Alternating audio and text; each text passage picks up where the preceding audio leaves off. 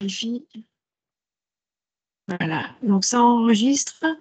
Voilà, donc nous allons avoir la présentation donc, de la réforme de la VAE par Madame Haro, qui est chef de service du DAVA au niveau de l'Académie de Nancy-Metz.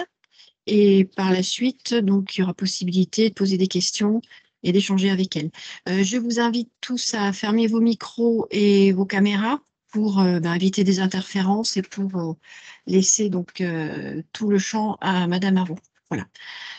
Merci à Florence d'être présente et je te laisse la parole. Merci au campus d'avoir organisé ce webinaire. On a un peu tardé à l'organisation de ce webinaire, mais c'est pas grave puisque vous allez voir que la réforme a été votée en décembre 2022, mais en décembre 2023, on a eu la parution d'un nouveau décret. Je vais vous partager. Alors, je vois aussi que mes collègues de Reims sont connectés, donc ils pourront, s'ils veulent, bien entendu, réagir, participer à cette présentation. Je vais vous partager un document que je pourrais vous adresser à l'issue du webinaire. Voilà, j'espère que vous le visualisez. Oui, on voit bien, oui. Ok. Voilà, le webinaire sur la mise en place de la réforme. Je vais vous donner, voilà, je voulais simplement le faire en 3 parties. Dans une première partie, rappeler à tous les objectifs de la VAE qui n'ont pas changé hein, dans le fond. C'est vraiment après dans les procédures que cela va changer. Les éléments de la réforme qui ont été votés, comme je vous le disais, donc en décembre 2023. Et la mise en œuvre de la VAE depuis le mois de juillet, puisque depuis le mois de juillet, on est dans ce qu'on appelle une avance de phase. Donc, premier élément, la VAE, c'est quoi? Donc, plusieurs dates hein, pour les éléments de la validation des acquis d'expérience. Donc, une première date donc le 17 janvier 2022. Donc, c'est vrai que l'année dernière, on a fêté, en 2022, nos 20 ans sur cette création donc, de la validation des acquis d'expérience par la loi de la modernisation sociale. L'objectif étant de permettre à toute personne de valider ses acquis obtenus par des expériences, notamment professionnelles, en vue d'obtenir un titre ou un diplôme ou une certification de qualification professionnelle. Voilà, donc c'était une première date pour, qui entérinait la VAE et l'obtention d'une certification d'un titre ou d'un diplôme par son expérience professionnelle. La date suivante, le 5 décembre 2018, donc là, la loi sur la liberté de choisir son avenir professionnel avec la création de France Compétences et l'établissement du RNCP avec la possibilité donc de mobiliser l'accompagnement à la VAE par son CPF, tous les diplômes sont inscrits sur le RNCP.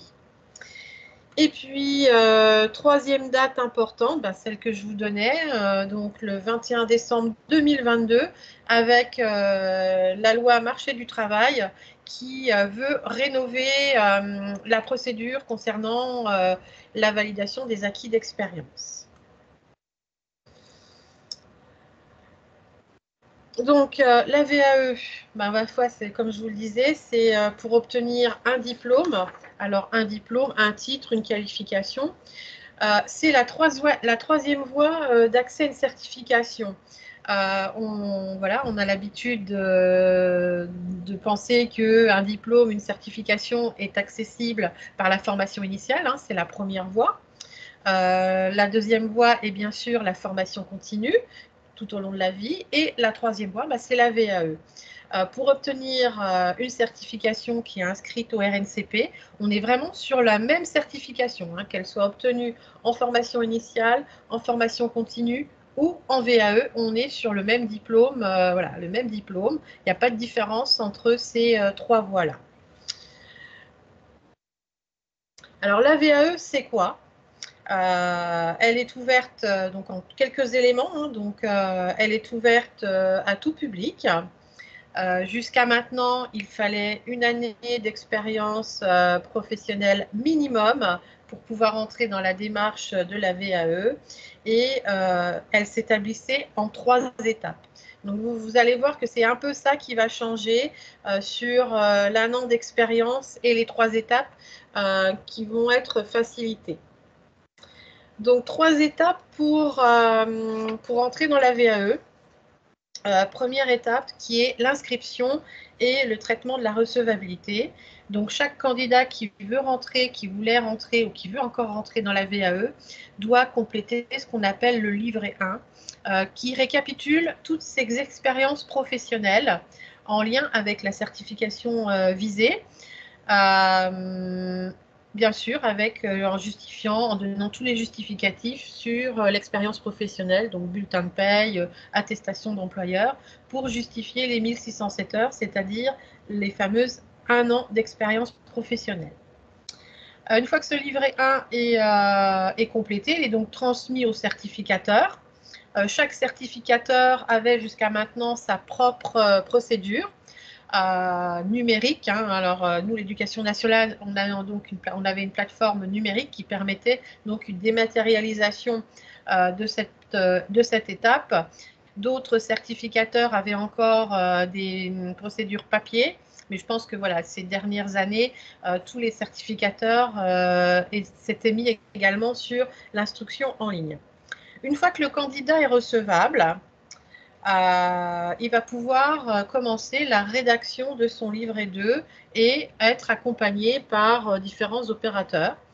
Donc, c'est là que commence réellement le travail du candidat pour écrire son livret 2, son dossier d'expérience, avec toutes ses expériences, ses activités.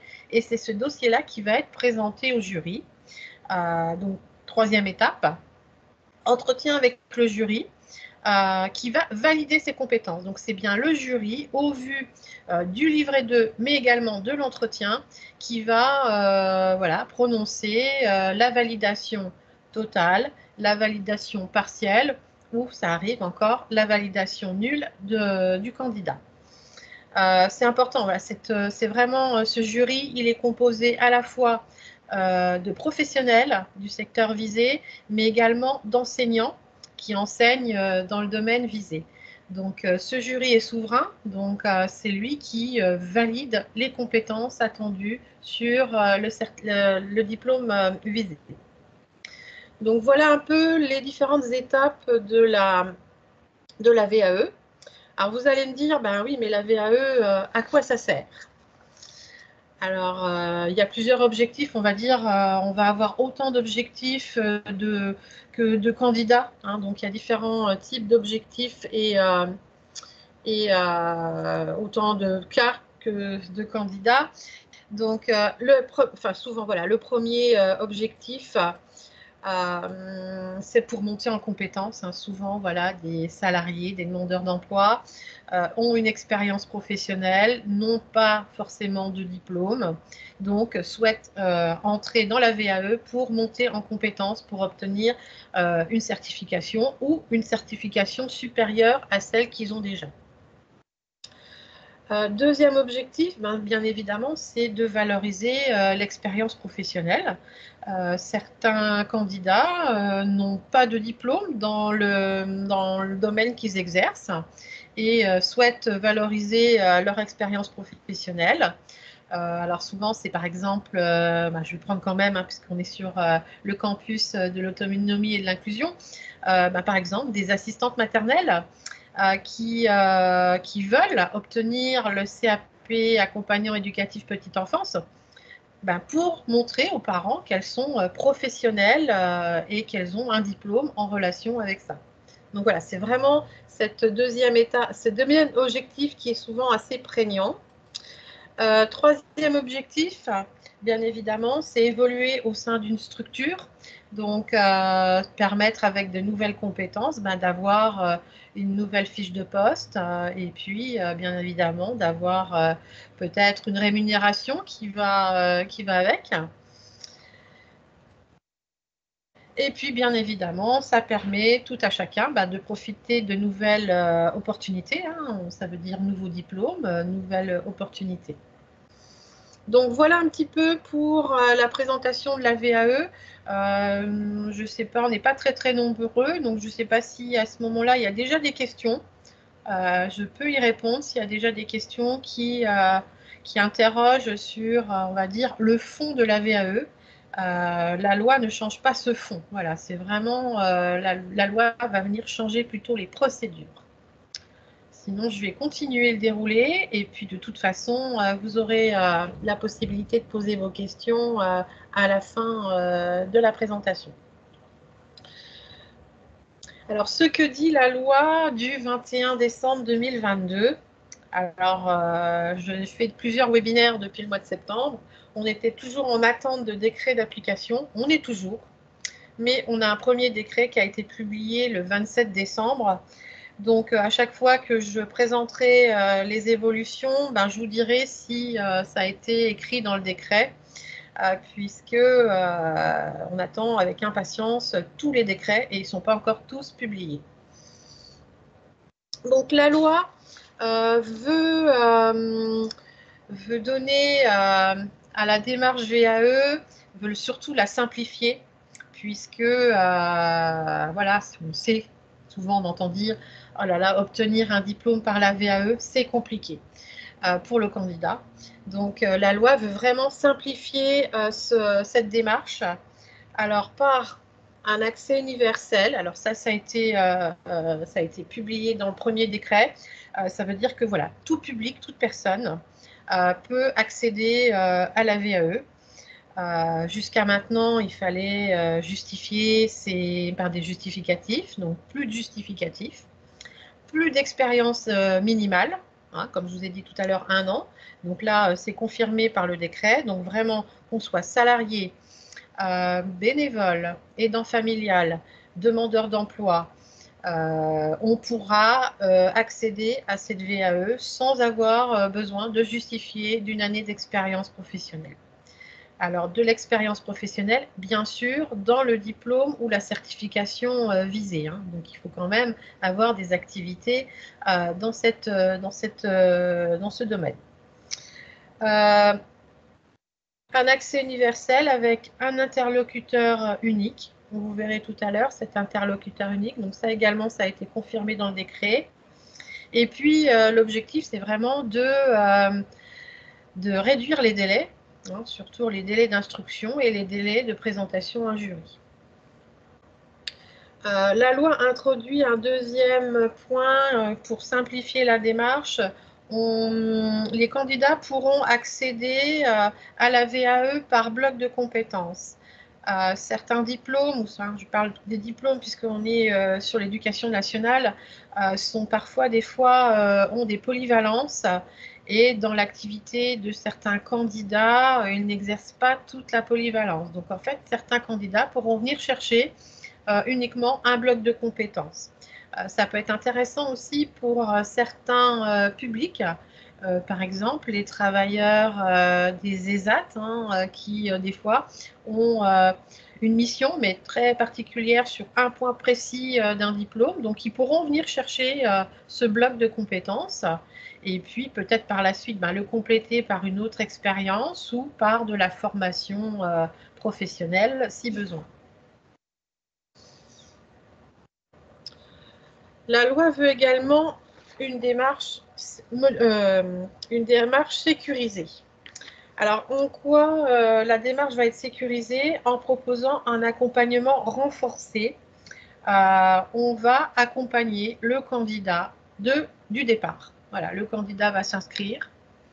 Il va être accompagné de A à Z, donc on va dire de l'instruction de sa recevabilité jusqu'après son passage en jury, avec de l'accompagnement bien évidemment en collectif, en individuel et l'introduction d'actes de formation. Donc on va pouvoir, dans le cadre de la VAE, introduire des actes de formation sur des formations obligatoires par exemple. Et puis mettre en place également des périodes de mise en situation au milieu professionnel si l'activité décrite ne suffit pas à valider tous les blocs de compétences.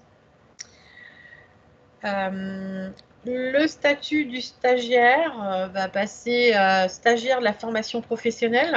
C'est pour ça que les candidats pourront mettre en place des mises en situation professionnelle, des stages en entreprise. Allongement de la durée du congé de VAE. Jusqu'à maintenant, il était de 24 heures. Donc là, le décret paru au mois de décembre introduit la durée de 48 heures. Donc un candidat pourra prendre congé pour faire sa VAE jusqu'à 48 heures de congé. Il y a également un allègement dans les demandes d'autorisation. Le candidat, jusqu'à maintenant, s'il voulait poser ce congé, devait le faire avant les 60 jours. Ce délai est réduit à 30 jours. Donc ça, c'est intégré dans le décret qui a été publié le 27 décembre. Et enfin, l'important, qui est des fois plus compliqué pour le candidat, c'est un financement unique. Donc en fait, le service public, il va y avoir la création d'un service public de la VAE, je vous en reparlerai tout à l'heure, et le candidat, ben voilà, dès qu'il va rentrer dans cette démarche, cette nouvelle démarche, va être financé. Donc une démarche simplifiée, sécurisée pour le candidat et modernisée. Alors, moderniser, je vous disais tout à l'heure, des fois c'est compliqué pour le candidat qui souhaite s'inscrire dans une VAE. Il faut d'abord qu'il cherche le bon portail, le bon certificateur. Donc, création d'un portail d'inscription unique, c'est qui est écrit dans le décret du mois de décembre. Donc, France VAE, voilà. Donc, en fait, tous les candidats, quelle que soit la certification, vont pouvoir s'inscrire sur ce portail et pouvoir entrer dans la démarche VAE. Donc ça, c'est vraiment une avancée. Un espace de suivi pour les accompagnateurs et les certificateurs. Donc ça aussi, c'est écrit dans le décret. Donc tout ce nouveau portail va être décliné en espace candidat, en espace accompagnateur et en espace certificateur. Donc tout le monde va se retrouver sur ce même portail, tous les certificateurs, tous les accompagnateurs et tous les candidats. Et donc, comme je vous le disais, un service public de la VAE avec la création d'un GIP national. Alors, c'est inscrit dans le décret. Ce qui n'est pas encore écrit dans le décret, c'est justement la création de ce GIP.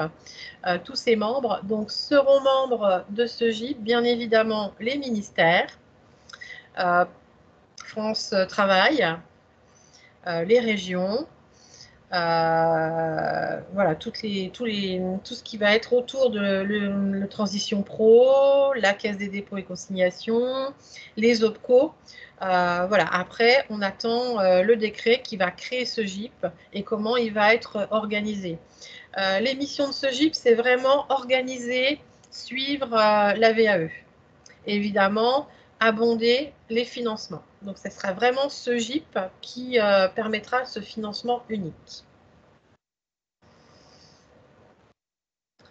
Donc, voilà un petit peu ce que dit la loi en résumé, bien évidemment, mais les points saillants et les différents points qu'on a retrouvés dans le décret du 27 décembre 2023.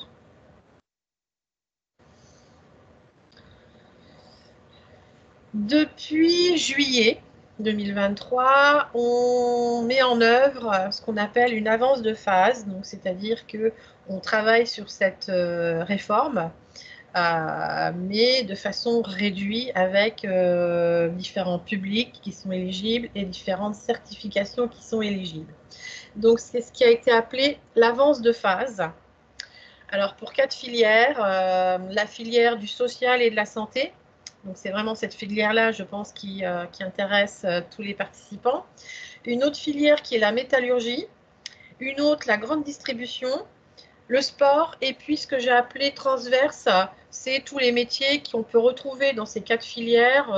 Par exemple, la logistique, qu'on va retrouver, quel que soit dans n'importe quelle entreprise, on va retrouver de la logistique, du commercial. Donc voilà, ces diplômes-là sont dans cette avance de phase, ça représente à peu près 209 diplômes et certifications qui sont embarqués dans cette avance de phase, tout ministère confondu, pour voilà, tester, voilà, avancer sur la réforme, tester des outils, les expérimenter bien évidemment et les faire évoluer. Donc depuis le 1er juillet, il y a eu l'ouverture du portail France VAE. Voilà, tout à chacun peut s'inscrire sur ce portail. Toutes les informations sur la VAE y sont. Donc je vous invite à consulter cette page France VAE qui donne encore toutes les informations sur la VAE. Ça sera maintenant vraiment le portail d'entrée pour la VAE. Donc toutes les informations, les modifications qui vont intervenir sur la VAE se trouvent sur ce portail. Pour le moment, on a un public éligible. Donc sont éligibles à cette avance de phase, parce que je vous ai dit que la loi imposait, voilà, que toute personne pouvait rentrer dans la VAE. Alors pour le moment sont éligibles dans cette avance de phase les salariés du secteur privé travaillant et résidant en France. Donc ça veut dire que tous nos collègues qui travaillent au Luxembourg ne sont pas éligibles. Les demandeurs d'emploi qui sont bien évidemment éligibles. Les auto-entrepreneurs, par exemple, ne sont pas éligibles, donc pour le moment. Donc vraiment, voilà, ces deux publics sont éligibles à cette avance de phase et on va leur permettre de rentrer dans la VAE et de dérouler tout ce qui est prévu par la loi. Depuis le 1er juillet, France VAE a demandé à tout organisme de formation certifié Calliope pour la VAE de se référencer en tant qu'architecte accompagnateur de parcours. Donc c'est vraiment ce nouvel acteur dont je vous disais tout à l'heure, cet acteur unique. Alors il a été appelé architecte accompagnateur de parcours dans le décret du 27 décembre.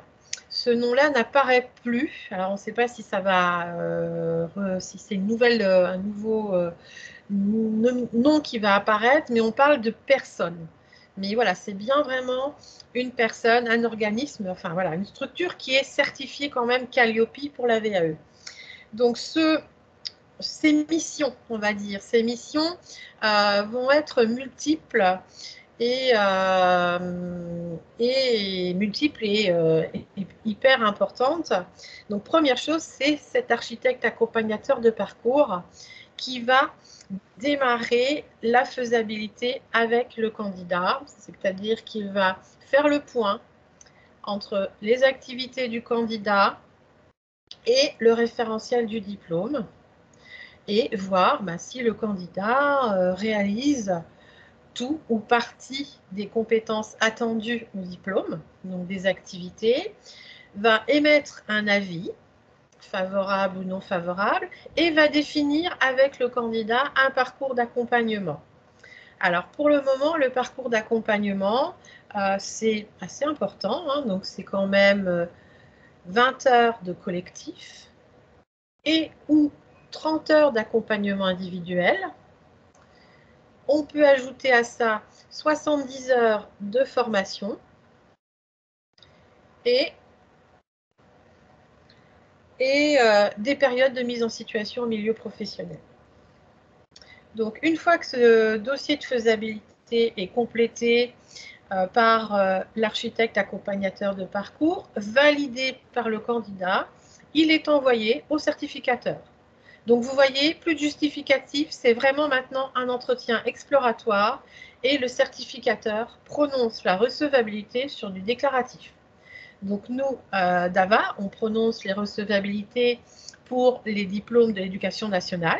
Donc, on reçoit ces dossiers de faisabilité, on les étudie, voilà, on les lit, et on prononce, si tout nous paraît cohérent, correct, on prononce une recevabilité. Donc, le candidat va pouvoir continuer son accompagnement avec l'architecte accompagnateur de parcours. Pour information, les DAVA du Grand Est, puisque nous avons 3 DAVA sur le Grand Est, DAVA de l'Académie Nancy-Metz, le DAVA de l'Académie de Reims, mais également le DAVA de l'Académie de Strasbourg. Nous sommes tous les 3 référencés en tant qu'architecte accompagnateur de parcours généraliste, c'est-à-dire qu'on est capable d'accompagner sur toutes les certifications des 4 filières, voilà, des 4 filières. L'accompagnateur va accompagner à la rédaction du livret 2. Une fois que le candidat aura terminé son livret 2, il pourra le déposer à tout moment de l'année au certificateur. Donc, c'est ce qui change un peu par rapport à l'ancienne loi. Actuellement, on avait 2 sessions de dépôt pour l'éducation nationale, une session plutôt en janvier pour des jurys au printemps et une autre session de dépôt en septembre pour des jurys en automne. Donc là, dès que le candidat aura terminé son livret 2, il pourra le déposer et se voir proposer un jury dans les 3 mois. Donc ça, c'est également repris dans le décret du 27 décembre. Donc un jury dans les 3 mois pour réduire vraiment les délais d'instruction et de jury. L'accompagnateur accompagne jusqu'après le jury. Donc pour un candidat qui aurait par exemple une validation partielle, l'accompagnateur va lui faire des préconisations, va l'aider dans ses démarches pour voir qu'est-ce qu'il doit faire. Est-ce qu'il peut redéposer, modifier son dossier, le redéposer, peut-être préconiser d'autres formations. Donc voilà, c'est vraiment, on va dire, une personne, puisque c'est ainsi que le nomme le décret, essentielle dans cette réforme. Voilà, on va dire, pour cette présentation de la VAE. Dernier point que je voulais également vous présenter, puisqu'on en entend parler de plus en plus, c'est la VAE inversée. Alors, c'est une expérimentation qui a été lancée par le ministère du Travail le 26 juin dernier pour une durée de 3 ans. En fait, c'est dans le cadre des contrats de professionnalisation, c'est d'intégrer des actions qui permettraient de valider les compétences par la VAE. Donc, c'est vraiment l'objectif de un contrat de pro. Souvent, les contrats de pro, ma foi, il y a une partie de formation en organisme de formation et puis, bien sûr, la formation en entreprise. Donc, cette VAE inversée limiterait, on va dire, la partie formation en organisme de formation pour les diplômes de l'éducation nationale sur les enseignements généraux, par exemple. Et par contre, tout le reste, toute la partie professionnelle serait réalisée et évaluée en entreprise. Donc, ça fait...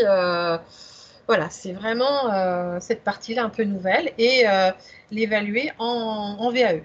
Donc, qui peut participer à cette expérimentation? C'est vraiment un partenariat. Voilà, c'est vraiment quelque chose d'important. C'est un partenariat. Ça veut dire que ça peut être porté par une branche, par un opérateur de compétences, par une entreprise, par des groupements d'employeurs pour l'insertion, par un organisme de formation. On ne peut pas y aller, alors ce que je dis, le DAVA, nous, on ne peut pas y aller tout seul, il faut vraiment que ça soit organisé, c'est un projet qu'il faut faire valider par la DGEFP sur des diplômes ou des activités, des métiers en tension où on a des difficultés de recruter. Il faut identifier également des bénéficiaires, donc des employeurs, salariés, des futurs salariés, et puis animer tout ce partenariat. Donc, je sais que certaines régions sont en train de travailler sur cette VAE inversée. Pour ma part, sur Nancy-Metz, pour le moment, on n'y travaille pas. Peut-être que mes collègues de Reims pourront compléter l'information si sur leur académie, c'est un point de travail. Mais voilà, c'est en train de prendre de la mesure, pour le moment que sur certains diplômes, bien évidemment, mais c'est aussi voilà, une solution pour réduire les parcours, donc la formation uniquement sur ce qui est nécessaire, et ensuite la formation en entreprise validée par les acquis d'expérience à la fin. Voilà, je pense avoir fait le tour de ma présentation. Donc, vos questions, bien évidemment, vont être les bienvenues pour que je puisse y répondre, ou des compléments si mes collègues de Reims veulent donner quelques compléments. Merci Florence. Donc, la parole est à vous. Allez-y, posez vos questions ou intervenez comme vous le souhaitez. Où tout était clair, il n'y a pas de souci.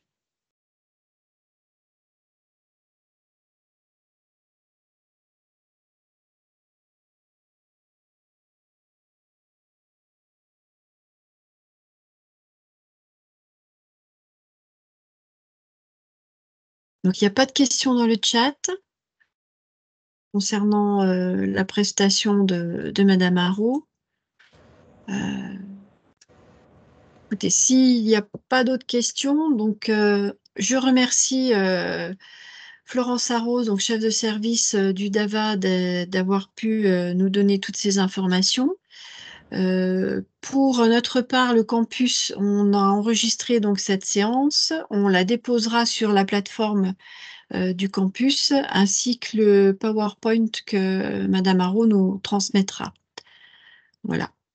Donc, je vous laisse encore une petite minute de réflexion, sinon, on s'arrête là. Je vous remercie. La prochaine séance sera normalement en février sur la thématique, justement, la réforme aussi là, de Pôle emploi avec France Travail. Donc, on est en train de revoir ça encore avec Pôle emploi et on vous donnera la prochaine date très rapidement. 12 février. Voilà. Normalement, c'est pour le 12 février. Voilà. Eh ben, merci à tous. Ah, une question?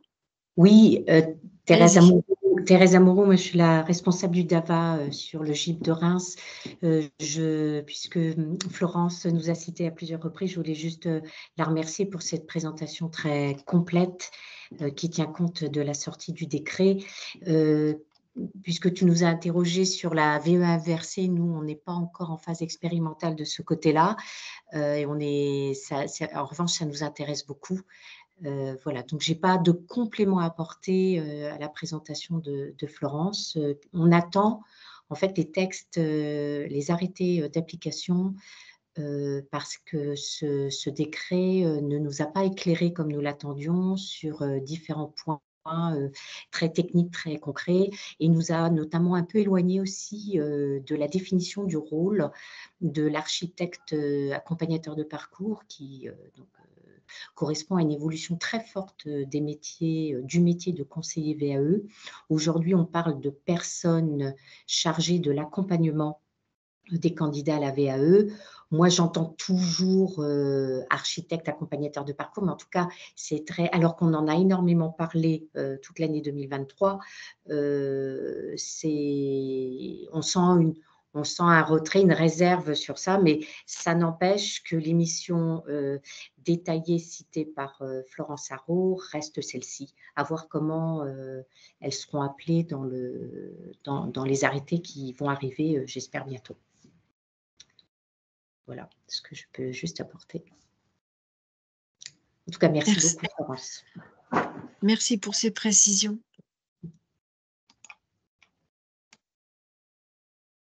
Voilà.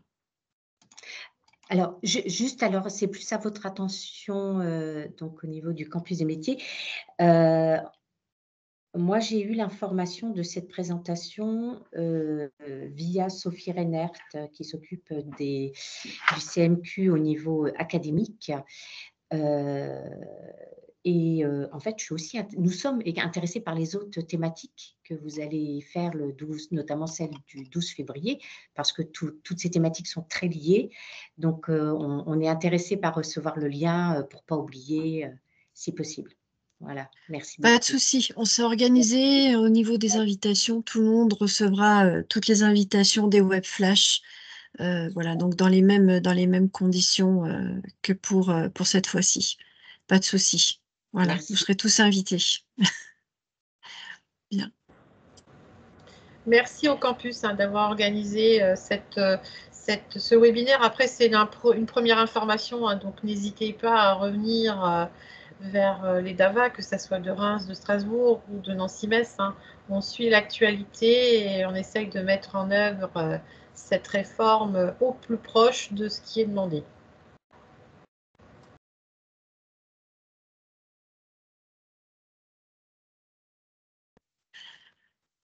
Je vous remercie à tous. Donc, je vous rappelle que cette séquence sera remise en place et reproposée sur la plateforme du campus, ainsi que le PowerPoint, et puis les coordonnées des différents DAVA seront également sur notre plateforme. Voilà. S'il n'y a plus d'interventions, de questions, de suggestions, je vous remercie tous d'avoir participé nombreux à cette présentation et puis je vous dis à bientôt, donc au 12 février pour France Travail. Merci à tous. Au revoir. Au revoir, bonne journée. Au revoir, bonne journée. Au revoir.